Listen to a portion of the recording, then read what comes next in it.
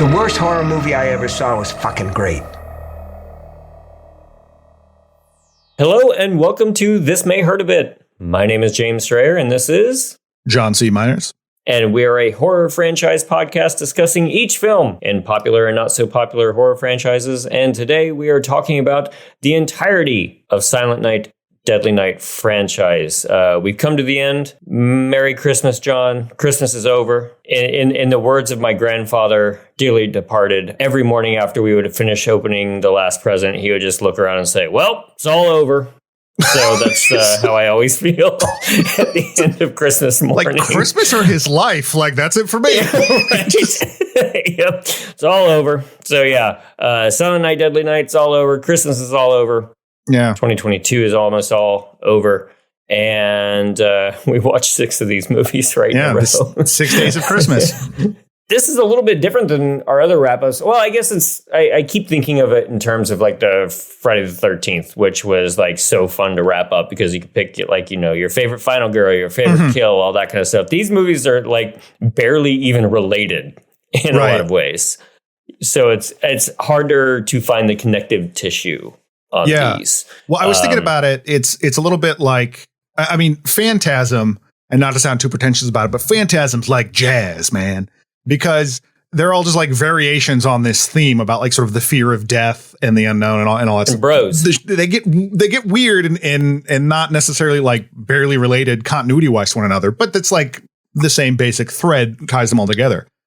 This one, the first 3 have a basic sort of thread and they just went, nah, don't worry about it. To me, it was also, you know, as you know, we talk about all the time with these movies or with these franchises. Do fans want the same moving forward or do they want big swings? And in terms of this particular series, I'm a fan of the big swings. I didn't need a 5th or 6th Santa slasher.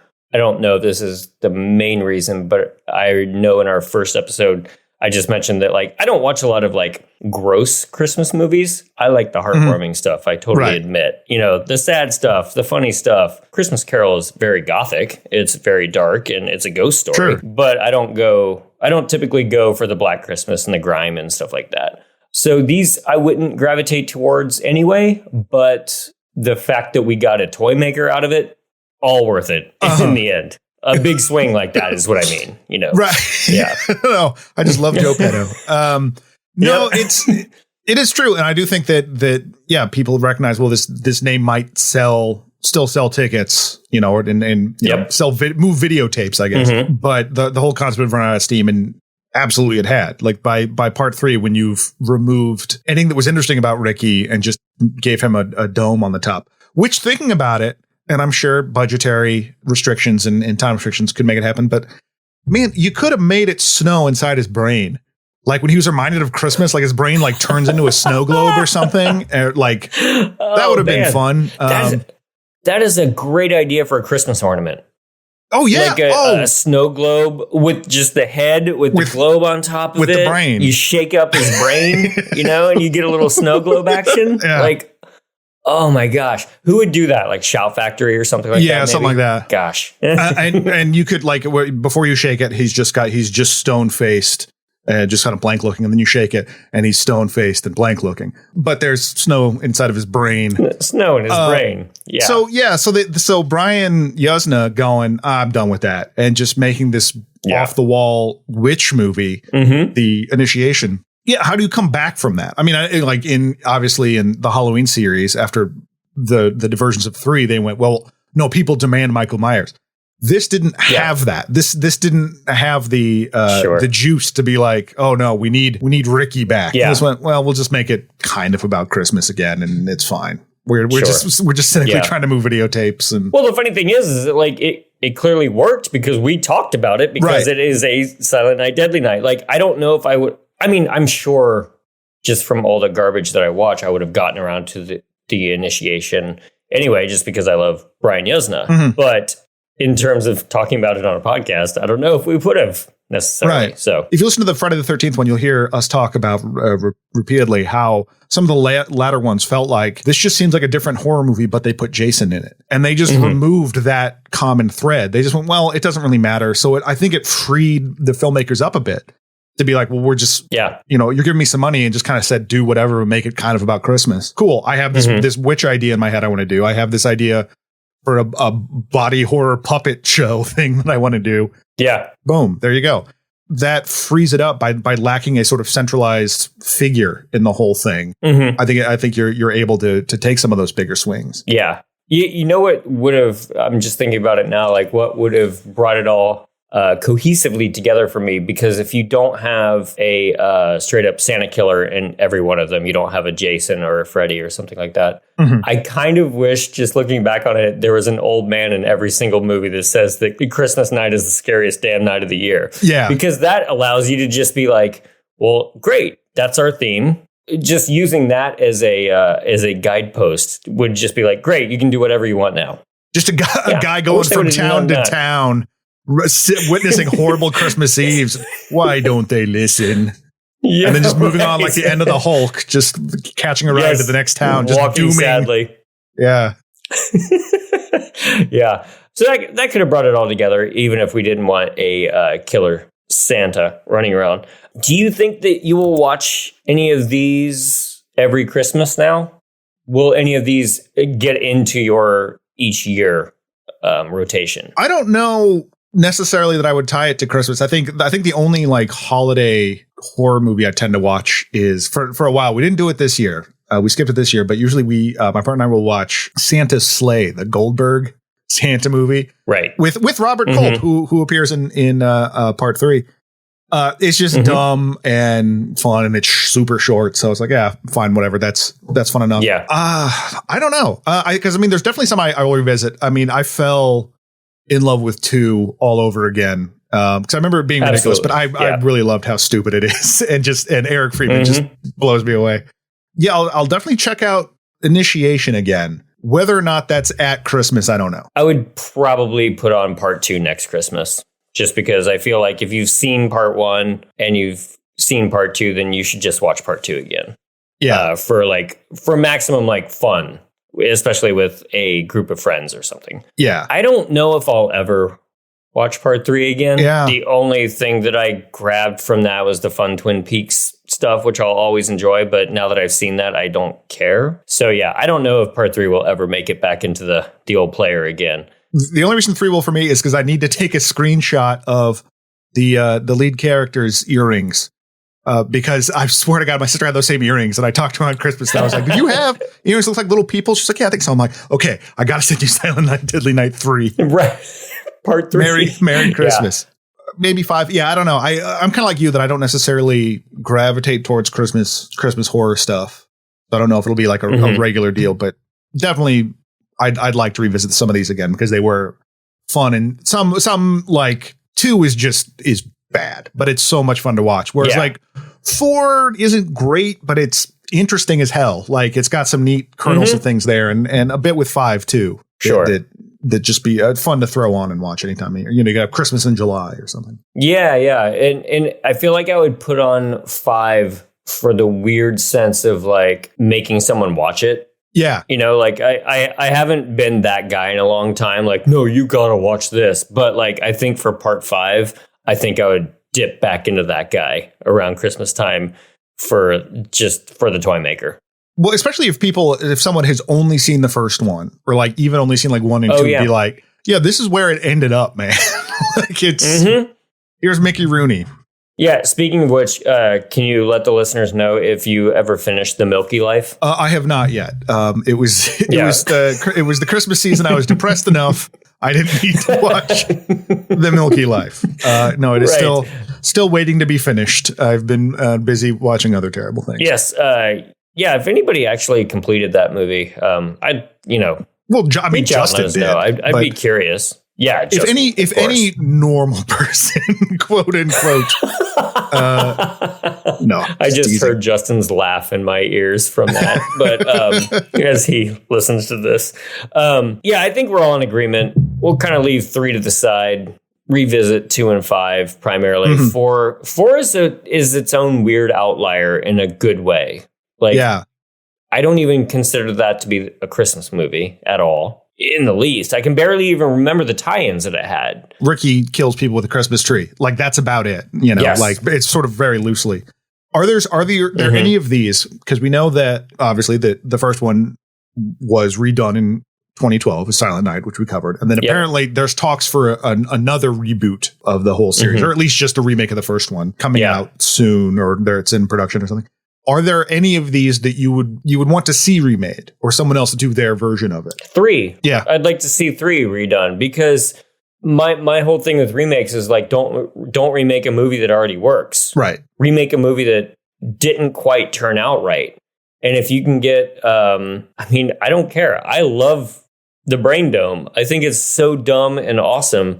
And if you've got the whole Carrie psychic thing going too, you could make an exciting movie with the Ricky performance that we kind of want, wearing that Brain Dome, and not have them just milling around a farmhouse looking at stars all night. Yeah. You know, there is stuff to be done with that. You'd have to bring back 1 or 2 Twin Peaks actors to make me really happy about that one. But well, you better get on it. They're going quick.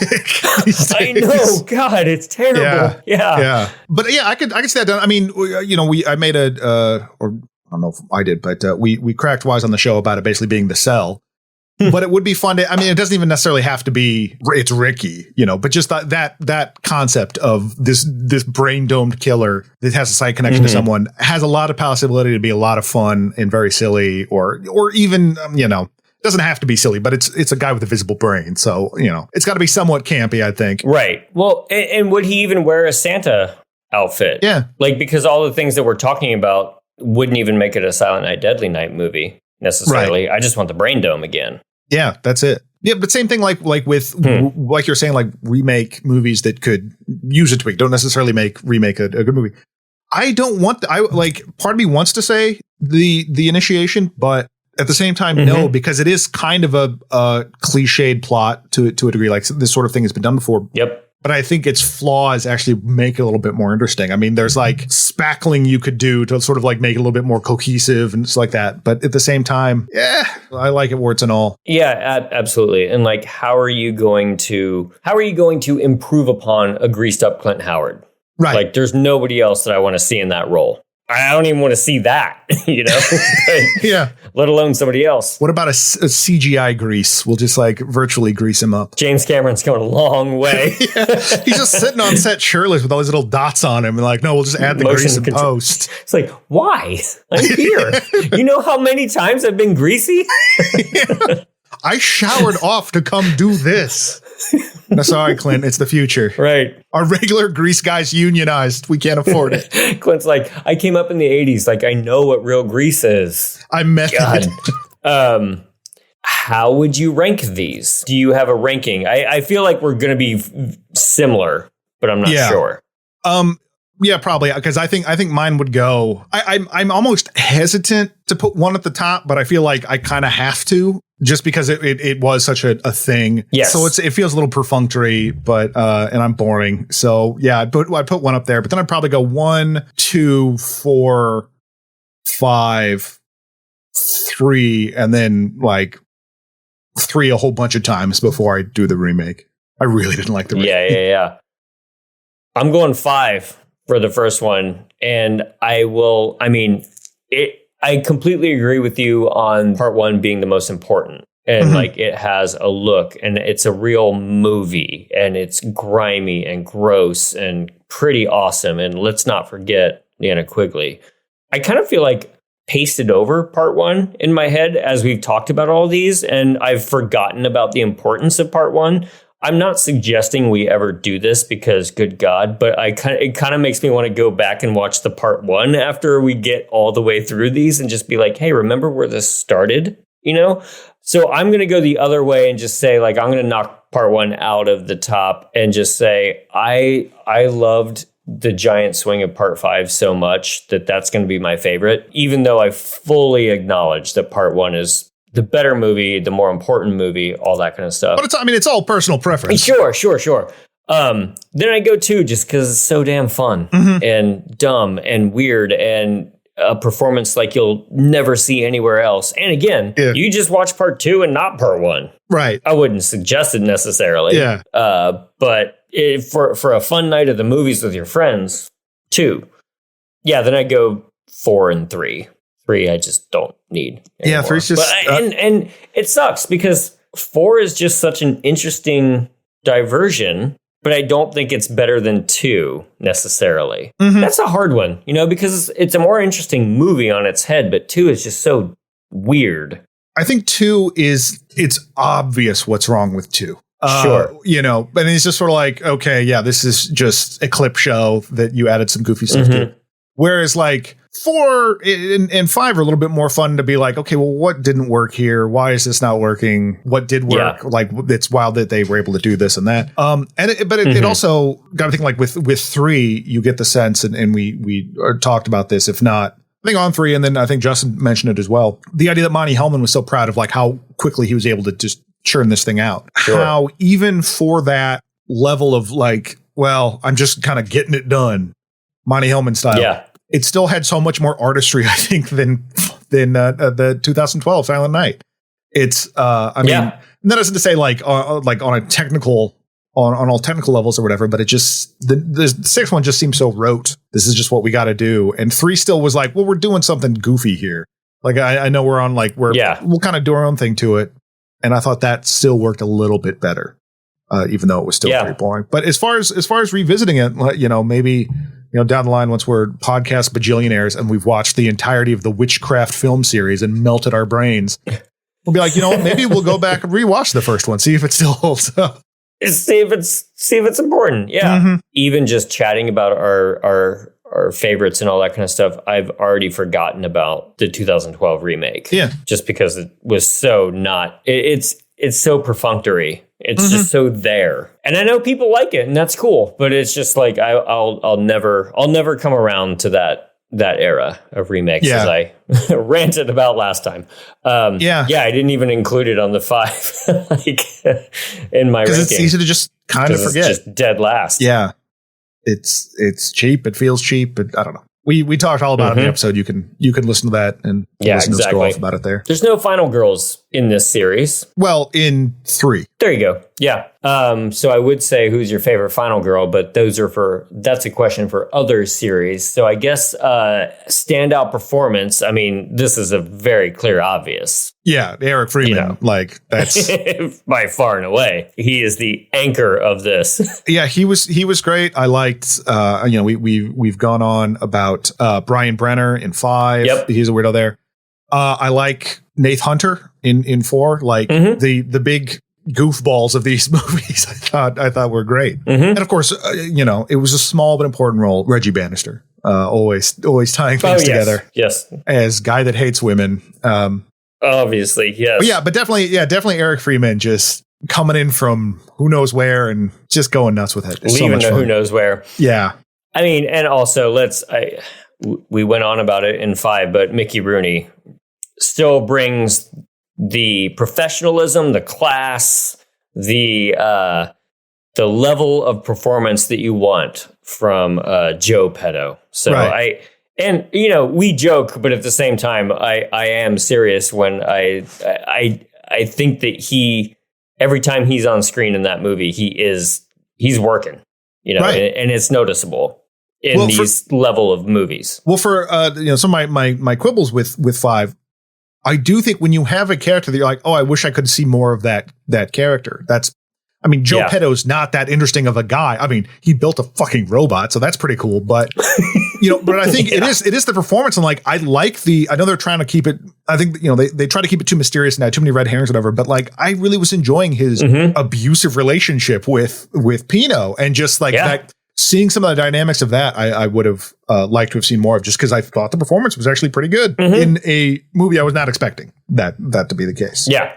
Do you think that, I mean, obviously the whole history is 2020 type of thing, but I think it's so fascinating to think of where this series ended up with how controversial the first film is. Yeah. It's so laughable, in the wake of the rest of these films.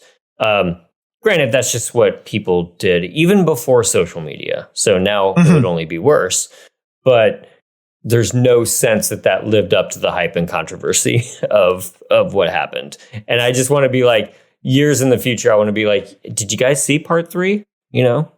Doesn't matter when the first one comes out, of course, but that still cracks me up thinking about the legacy of these films. Right. And I think that's the only reason there is a legacy. Because, I mean, this, as we talked about in the first one, is like there's a number of Christmas slashers that even came out either, you know, it was Santa Claus or, you know, someone, or it happened on Christmas or something, either before or around the same time.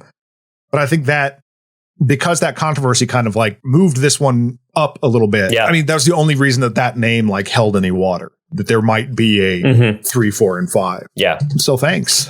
we wouldn't have. Thanks. Yeah. Sad conservative moms. Thank you. If someone, and Mickey Rooney. If someone didn't get mad at a commercial, I would have no idea about the Milky Life. So thank you. The butterfly ripple of hating. That milky butterfly flapped its wings. And now I got to know about Mickey Rooney breastfeeding. So yes, look what you wrought. I hope you're happy. We talked about it a little bit, but it is kind of hard when you're doing a wrap up, that because these things really lack cohesion at a certain point, that you're really talking about the first 3 movies and then these other ones under the same banner. That's true. So it's a little tough to kind of get like a whole like view of how things have changed when really it changed so much. There's just no relation to it. I mean, even 5 is kind of a sequel to 4 in the story wise. So that's just like, sure. Maybe. It's tough to kind of do like an overall character arc sort of thing like you could do with how Jason sort of grew and changed, where it's like, no, it's just cashed in on the name. Yeah. Which it's still just surprising to me that it had that clout to get a 4 and 5 out there, because I mean 3 was not anything special. But yeah, we can see why Yuzna want to do something else, but still was live entertainment hard up for content. Don the Dragon Wilson was operating at the time. That guy was a movie machine. I mean, I know Yuzna was like kind of getting his start, so he didn't have the Yuzna juice that he wasn't the Yuzna that like we kind of know and love at this point.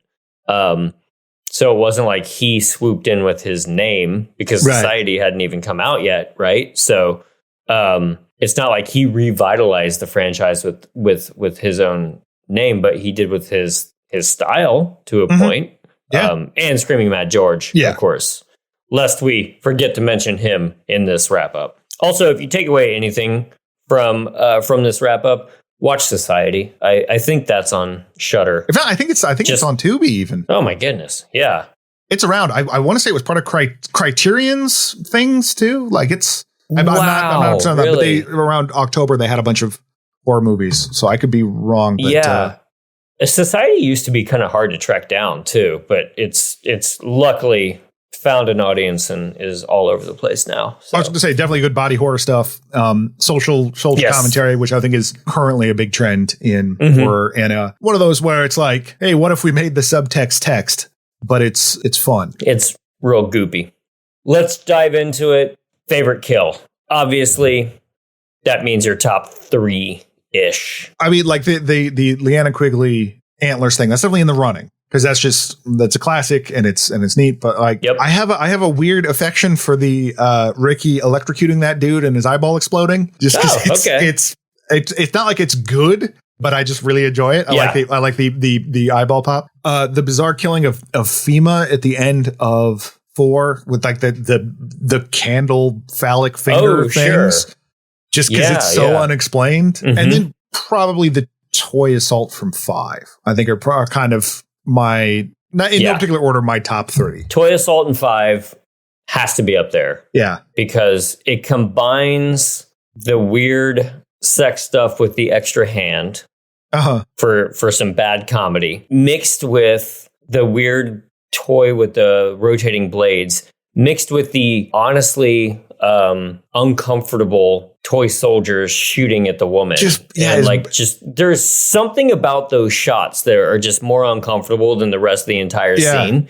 And I think the combination of all that stuff makes that sequence that she survived let's remember. Or at least survived enough to run down and get hit by a car or whatever. I mean, I think that sequence, taking all the different tones, I guess is what I'm saying, with the kills and that is probably my number one. I feel like as a big fan of these movies, or of like 80s horror in general, that not putting Leanna Quigley at number one is some sort of travesty. Yeah. So that's a qualified number one. Like, that's one of the most famous kills in like slasher history. So that has to be up there. Yeah. And I always feel weird saying, oh, I love that scene where the guy dressed as Santa puts Leanna Quigley topless onto a rack of antlers. I always feel weird about that, but it's really well done. If you feel that weird about it, stop having that be your Tinder profile. Right. Or just stop watching these horror movies. And then three has to be Garbage Day, just for that moment. Yeah. I mean, it's just a gunshot. I get that, but it's got to be that. But I think as far as like just a gunshot, that's what makes the toy kill so much fun. Is that I'm thinking about, I don't remember who the host was. This was like back in the early to mid 80s. There was a Saturday Night Live sketch where they're interviewing a bunch of like James Bond villains on like a talk show or something like that, where they went wrong or something. They're like, if you're close enough to tell him you're playing, you're close enough to just shoot him. So just shoot him. Yeah. And so I think yes. you have these wild machinations like, oh, it's this car that has blades that spin, and oh, it's this this hand that's going to try to choke you. Oh, it's a soldier. It just shoots you. And like that's just the cold bluntness of it is just like, no, it's a gun. Look at this. Santa invented a gun. Yeah. And it's her performance. Well, and the close-up of the exploding chest wound is just very brutal. Absolutely.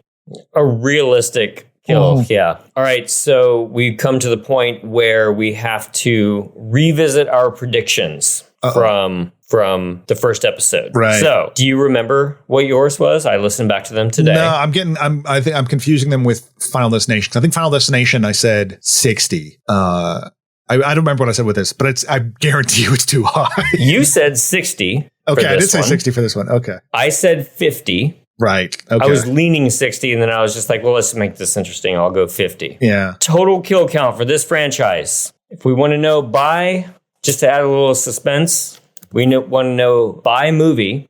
We went 13, 12, 8, 5, 5, 17. So because of the remake, which is always more brutal and more bloody and more killing, that lands to exactly 60 kills. Are you serious? Like on the nose?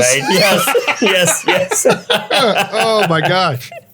Well, thank you. Thank you, filmmakers of Silent Night, for having no better idea than just more bodies. I did not I guess I had forgotten that the first one was that 13 in the first one, but I guess he does 13. Go on quite the rampage.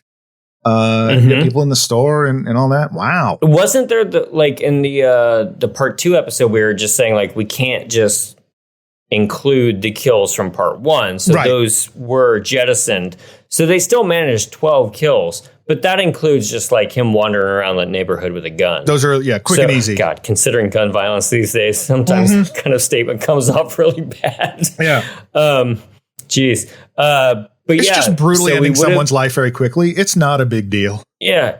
Yeah. Jesus. So we would have been at 43 without the remake. Oh, wow. But 17, because, part 4 and part 5 both had 5 apiece, which is a little bit more standard for like a non-slasher horror movie. Yeah. If that makes sense. Slashers are all about the body count, obviously. Right. Well, I was just going to say that 4 and 5 are like trying a lot harder to tell stories. Yeah. Because 4 is about this in theory, 4 is about like, this woman's breakdown. Yeah. That leads to this occult stuff or whatever. And 5 is this, it's more of a mystery of like, who isn't trying to kill this kid. And so it's a little bit less of just the gore thing, but definitely, when it's just the whole goal is like, well, now that Billy has cracked, we're just going. It changes the game a bit. Whereas in the end, the last one is just this guy's going to be killing a bunch of people, and we're going to figure out that it's the chimney guy. I was thinking about that because with that Glass Onion coming out, I don't know if you heard the thing where Ben Shapiro online was getting mad at it because good God. Whatever. Yeah. That guy sucks. Mr. X. Yeah. But I was thinking about how that's a stupid thing. And then I thought about the end of Silent Night and I went, he's got a point. Right. The worst person in the world is right once. So I'm red pilled now. Sorry, everybody. Yep. That did it. That's how much I don't like Silent Night. So pretty solid. So to wrap this short episode up, would you recommend people run out and watch Silent Night, Deadly Night overall? Ooh, overall, honestly, that's a tough call because it's like I feel like this one, there are qualifiers I would put on almost everything that we've watched so far. Where it's like, well, sure. watch it, but maybe not this one, whatever. Or like, I like this one, but you have to, with Phantasm, it's like, well, I like 4, but you really have to watch all of them up to this point. But this one, I would say basically is I like definitely, if you're in the mood for a Killer Santa, like 1, check out 1. If you just 2 is just silly. And then 4 and 5 are their own things. I would recommend a bunch of the films individually, I guess. But sure, as you know what you should watch all of. And even then there's still of a 6 movie series that there's only 2 that I'm like, don't worry about those. That's still the majority of it. But it's still hard to. So I guess maybe I don't consider it a series because it just stops being about that cohesion. Yeah. Mm-hmm. So it's like, well, watch the Silent Night, Deadly Night movies. Watch the first 2 of them. And then watch these other ones that have the name but aren't really related. I think definitely watch part 1 because it's an important piece of horror film history. Mm-hmm. That's watching the subsequent 5 movies. I did kind of feel like I was forgetting how important number 1 was. Yeah. And I'm not trying to rosy retrospect it. I mean, it was pretty gross when it came out. Yeah. And I'm not saying it was worthy of being taken out of theaters necessarily because there were far worse things out by then, but it's an important movie if you're a fan of horror. And then I would just say go right to 5. And if you want to have a dumb night with friends too, but I can't say that these are all I don't know if you need to watch every single one of these. I mean, certainly, order, especially. Yeah. And the Friday the 13th series, they're all kind of the same to a certain degree. That they don't necessarily have to be, you kind of know what you're getting with them, but still, you can be like, oh yeah, check them out. They're fun. If you like that, that's what you're going for. And that's not the case in this because it's all wildly different takes on this where you have, and the only reason I keep talking about Friday the 13th, it's that's the only other real slasher movie that we've done at this point. But you have those kind of like 6 got a little bit more campy and gothic compared to some of the other ones.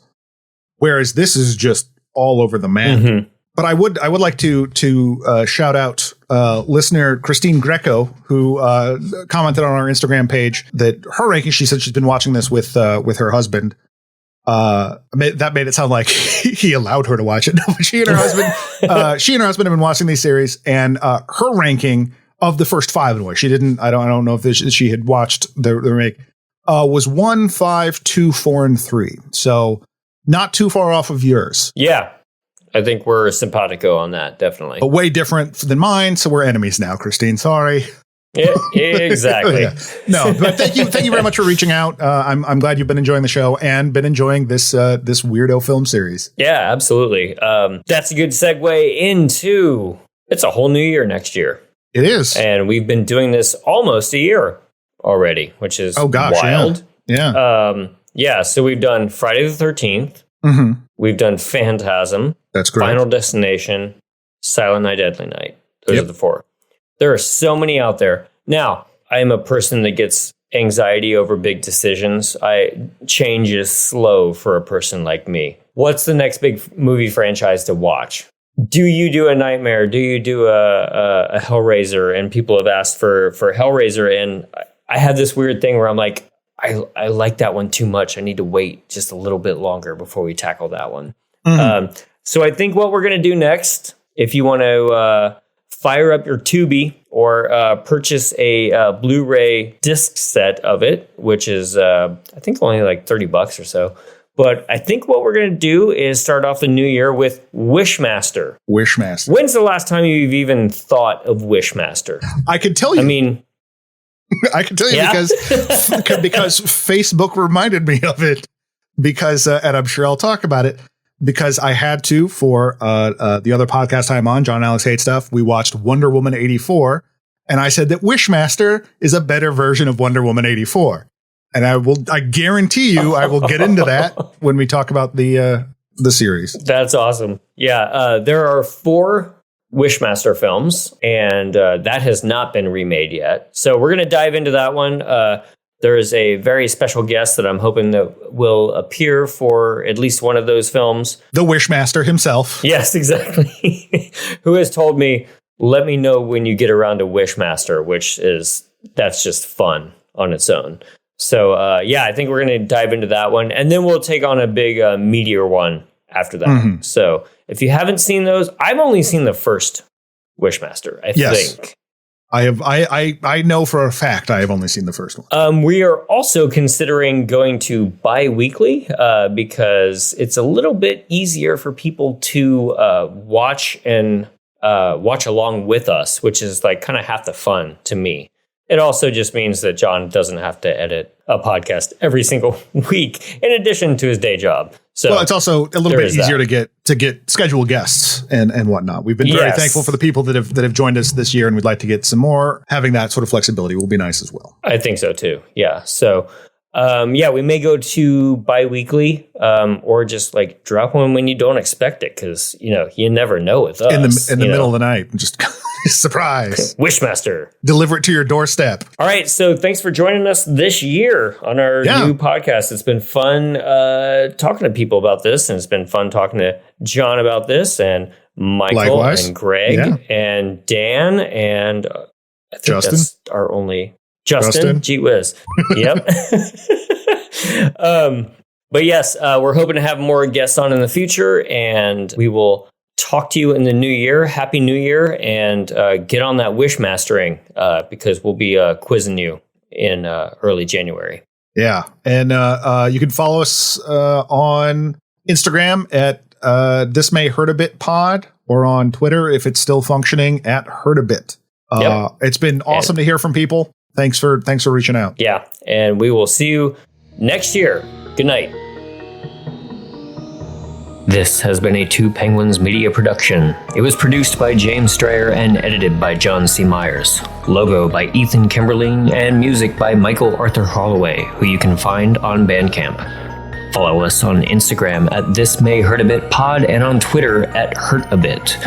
Email us at thismayhurtabit@gmail.com. And if you are so inclined, rate and review us on your favorite podcast app, and we'll see you next time.